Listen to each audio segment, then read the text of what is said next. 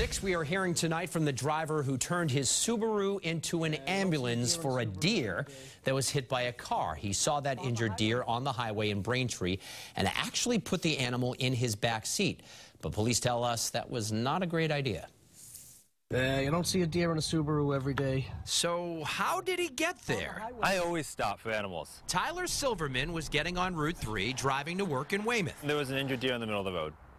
So I stopped. Tyler grew up in a veterinarian's office. His mother's a vet, so the first thing he did was call her. He's also a doctor himself, a podiatrist at South Shore Hospital.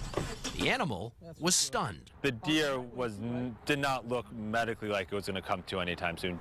So with a little assistance, 2 people helped me get the deer in the back of my car. He drove about 10 minutes to the New England Wildlife Center in Weymouth, where he learned they aren't allowed to care for animals like deer or bears. What we did is we called environmental police and we called the local animal control officer. They determined the deer was in decent shape and happily released him into the nearby woods.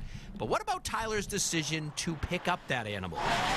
Good intentions, big heart, bad idea. That's because the deer could have freaked out. When he came to, it would have been a disaster inside of the car because that deer would have just gone crazy. Tyler's trunk has some deer fur in it, and he sprayed his car for ticks. But his tux for a friend's wedding this weekend is fine, so he's comfortable with his decision. Why not?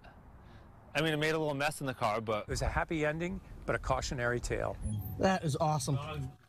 Yeah, animal experts say he was pretty lucky that it turned out the way it did. So what do you do in that situation?